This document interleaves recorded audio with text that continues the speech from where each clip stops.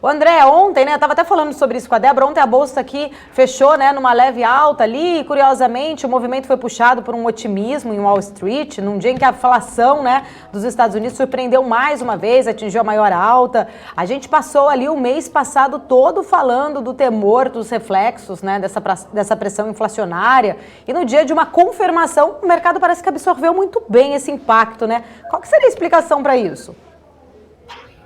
Olha, Paula, você e os meus ouvintes, eles sabem que eu trabalho muito com a análise gráfica, né?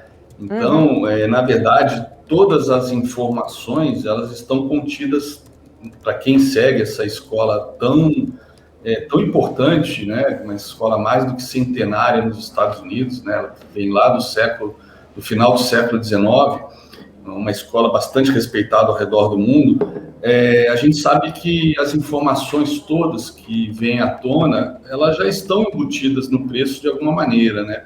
Então, o mercado americano, ele vem no movimento de reteste do último topo histórico, assim como o nosso Ibovespa, que rompeu o nosso topo histórico recentemente, foi em direção ao seu alvo, que era em 131.150, 155. Acabou nesse dia indo até 190, um pouquinho além, e voltou. Então, eu acredito muito que esses movimentos que a gente viu recentemente, que às vezes não batem com o que a gente espera, sejam movimentos técnicos, não sejam movimentos que estão sendo drivados pelo noticiário, pelos indicadores, né? É claro que quando a gente tem um movimento técnico e sai um indicador completamente inesperado, isso pode pegar o mercado de surpresa e, com isso, gerar uma correção, um movimento também inesperado de preço. Mas a questão da inflação, né, apesar de ter saído ligeiramente acima, já vinha sendo esperado. Então, esses números, como falei, apesar de saírem ligeiramente acima, já estavam, de certa maneira, precificados. Então, o movimento que a gente vem vendo é um movimento técnico de testar novamente o último topo do SP500, né?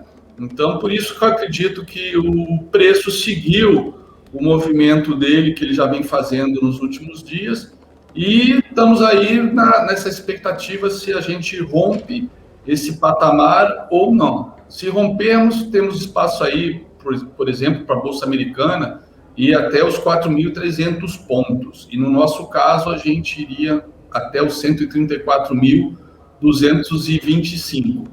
Então, hoje é uma sexta-feira, é uma data muito importante, porque aí a gente tem fechamento de posição semanal, né, dos grandes players, e aí os grandes players vão refazer suas estratégias, baseado aí na briga entre eles, né, da semana que se encerra hoje, vão definir os seus movimentos para a semana que vem. Então, acho um pouco improvável a gente ver algum rompimento aí nessa sexta-feira. Acho que a gente deve fechar ainda perto da estabilidade, como esses últimos dias, e deixar a decisão aí se a gente dá mais uma andada para cima ou se a gente inicia uma correção semana que vem, que seria mais do que saudável. A grande questão que fica sempre no ar, nos níveis que o mercado americano está trabalhando e também o Ibovespa, é que se essa correção por acaso vier na semana que vem, isso vai ser apenas uma pequena correção técnica também, né, para aliviar todos os índices e permitir novas compras, porque realmente está muito esticado nesse patamar. Então, uma correção, uma realização de lucro seria mais do que saudável ou até mesmo desejável, ou se essa correção pode ser um pouquinho mais ampla, justamente por estarmos em patamares aí bastante esticados, quando nós nos referimos aí, principalmente no mercado americano, a preço-lucro, né? E tem essa variável também que eu tenho trazido bastante à tona, a gente não deve perder a visão dos yields do Tesouro Americano, porque no momento que os yields subirem, isso acaba atraindo o dinheiro da renda variável para a fixa. A gente teve uma queda dos yields depois de semanas e semanas numa faixa de consolidação. A gente teve a perda dessa consolidação essa semana, se não me engano, anteontem, e com isso deveria até estimular a Bolsa. Talvez seja justamente essa correlação inversa que puxou o SP500 para cima, apesar desses números de inflação um pouquinho acima do esperado. Uhum. André, sabe o que eu ia te falar? Se você tiver em algum momento quiser compartilhar a tua tela, a gente consegue aqui, tá? Eu sei que você fica aí, você gosta muito de mostrar o gráfico, pode colocar aí que o pessoal aqui consegue colocar aqui no ar. Uma imagem vale mais do que 1000 palavras, né? Então, deixa eu fazer isso. Consegue... Vou colocar a tela cheia aqui. Compartilhar. Vamos ver se a gente consegue aí. Deixa eu dar um Alt Tab aqui, porque eu estou com o TradingView aberto, que é justamente... Vamos lá, janela, pronto. Conseguem ver? Não. Sim, tranquilo? Perfeito. Então, falando de SP500, eu vou voltar para a minha outra janela. Continua a minha tela aparecendo? Tá aparecendo. Ok, então vamos lá. O SP500, como eu falei, ele tá há uma semana, vejam só, uma semana ele está testando este topo aqui. Esse era o último topo histórico que ontem no intraday foi rompido, né? A máxima histórica foi rompida ontem no intraday, tá? Quase chegando até no alvo que eu tinha projetado, e houve um fechamento em novo topo histórico, esse fechamento aqui. Deixa eu até botar aqui uma bolinha amarela, que eu acho que vai ajudar bastante a visualização de vocês aqui. Então, aqui foi uma máxima histórica intraday, não em fechamento, mas intraday, e essa máxima ontem, intraday, também foi superada, e o fechamento, aí sim, foi um fechamento histórico. Coincidência ou não, né, coisas de análise gráfica, o fechamento foi exatamente naquela máxima intraday aqui. E a gente está agora, nesse minuto, testando aqui essa linha amarela, que é essa máxima, né? Então, a gente está no momento, depois de uma semana andando de lado, a gente está numa situação de ou sobe para ir buscar os 4.300, que é esse patamar aqui, né, que daria aí mais ou menos 1% de alta, um pouquinho, ou a gente faz uma correção, e aí sim, uma correção técnica que aí é praticamente impossível antecipar caso essa correção aconteça semana que vem, ou mesmo hoje, se essa correção vai ser uma correção de curto prazo ou de prazos maiores, né? Podendo vir até o patamar aqui, por exemplo, de 3.775, aqui nessa média móvel de 200 períodos, a média móvel aritmética, a média móvel simples, mais clássica de todo o mercado financeiro mundial, né? Todo gestor, independente se é fundamentalista ou não, quando vai olhar o preço, né, essa média sempre está presente nos estudos de qualquer analista, seja técnico ou mesmo fundamentalista, tá? Então, a média é super importante, que a gente não atesta há bastante tempo, né? O último teste dela foi justamente quando houve o cruzamento dela durante a recuperação da pandemia, houve esse rompimento dela, viemos testá-la como suporte e depois o mercado veio embora, né? Então, é uma média móvel bastante importante para qualquer grafista ou qualquer investidor, né, que acompanha o mercado de perto, não apenas longo prazo, enfim, está acompanhando no dia a dia para fazer talvez rotations de posição, enfim. E o Tesouro Americano, que realmente hoje o gráfico mais importante, claro, em paralelo com o SP500, né, que é o gráfico aí, o índice por excelência, que eu chamo de Matrix, né, o índice que o planeta inteiro está de olho, do mercado futuro americano.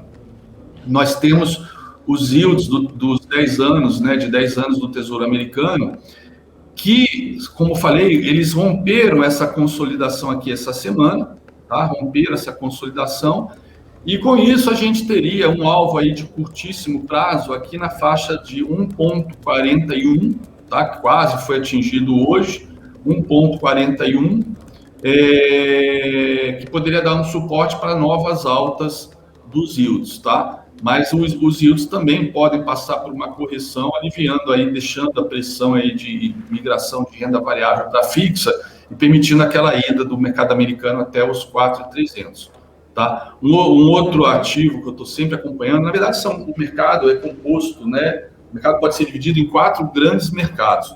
É o mercado de equities ou ações, então o principal indicador, o principal índice, o principal gráfico a ser observado é o SP500 Futuro. Nós temos o mercado de moedas, então, neste caso, a moeda mais importante é o dólar, obviamente, que tem par com todas as moedas do mundo. E aí eu acabo observando bastante o índice dólar, né, o dólar index, que é o DXY, mas também a gente pode substituir o dólar index pelo euro dólar, porque o euro é justamente o maior peso nessa cesta de moedas do dólar index, tem mais de 50% do peso, e o restante aí, os 45%, 44% restantes, eles estão divididos entre iene, libra esterlina, franco suíço, dólar canadense, coroa sueca, né? Então, o euro também é um representante, junto com o dólar index, de como a gente pode analisar o mercado de moedas como um todo. Além então, de ações, de moedas, nós temos o mercado de commodities, onde a gente pode observar esse mercado, né, pelo índice CRB da Reuters, que é um índice que tem aí quase 100 anos já, e que é o mais representativo das commodities agrícolas, metálicas e energéticas, ou ir para a commodity rei, né, que é aquela que já provocou tantas guerras ao redor do globo no último século, que é o petróleo, né? E aí eu acabo, para não ficar olhando 2 modelos de petróleo, eu acabo optando pelo Brent, que é até o petróleo, o padrão aí da Petrobras. E é um petróleo que já, quando o mercado abre aqui, já está em franca negociação lá na Europa. O WTI também, o futuro também. Mas eu acabei optando desde aquele crash do petróleo, especificamente no WTI, no contrato futuro de maio do ano passado, que deu uma distorcida em tudo, quando o petróleo foi negociado a valores negativos. Aí eu acabei tendo que migrar, até para não haver grandes distorções nos estudos, eu acabei focando só no Brent desde então. E então, além de ações, moedas e commodities, né, falando aqui do petróleo, rapidamente, o petróleo, ele atingiu anteontem, né, o meu último alvo projetado, e a partir daqui eu espero uma nova correção no petróleo. Né? Hoje mesmo ele estava, há 3 dias ele tenta romper esse patamar de preço e recua, tá? Então eu esperaria uma correção no petróleo, né? E além desses 3 mercados, tem o mercado que eu acabei de mostrar, que é o mercado de juros, né? E em termos globais, como referência, o mais importante são os yields do Tesouro, né? Do Tesouro, dos T-Notes, que são os Treasuries de 10 anos do mercado americano, né? Que deu essa corrigida, que não foi acompanhada na mesma proporção pelo SP500. O SP500 continuou andando de lado, mesmo com essa corrigida desses últimos 3 dias nos yields, tá? Então, com isso, a gente tem o SP500, o DXY, que eu não mencionei. DXY, ele atingiu, né, também um alvo de curto prazo, que eu tinha projetado aqui, o DXY, tá? Essa projeção também permitiria ainda uma correção até esse patamar, mas ele cravou aqui esse alvo e, a princípio, já está fazendo, né, fundos mais altos, querendo acionar aí um pivô de alta, apesar de ele ter acionado um pivôzinho por aqui, mas talvez um movimento um pouquinho mais amplo para também vir testar aquela média de 200 que, como eu falei, é aquela média que todo mundo sempre mantém no radar. E aí, aproveitando, já que o euro é a principal moeda dessa cesta, o euro, né, assim como o DXY, vocês podem ver, sem entrar em muita profundidade técnica, reparem que durante a queda a gente não tinha nenhuma vela verde. A gente está vendo a primeira vela verde hoje, ou seja, uma vela que seria no curto prazo uma indicação de uma tendência de alta se iniciando, uma tendência de alta de curtíssimo prazo, essa vela verde, e assim como o euro, a gente só via velas verdes, a gente está vendo a primeira vela vermelha aparecendo aqui no meu estudo, ou seja, uma tendência de baixa de curto prazo no euro, ou seja, dólar subindo globalmente diante das moedas mais fortes, é muito improvável que o real tenha força para ir na mão contrária. Tanto é, como você mencionou, dólar em alta, né? Dólar em alta de 0,61, ainda não temos nenhuma vela verde, mas reparem que a gente atingiu aqui um alvo duplo, né, nessa queda do dólar, esse patamar aqui de 5,02, 5,01, e passamos aí uma semana andando de lado, sem novas baixas no dólar, baixas significativas, e o dólar agora querendo, né, vir buscar aqui, sinalizando que pode vir buscar pelo menos os 5,18 no curto Ô, André, prazo. já que você está falando em dólar aí,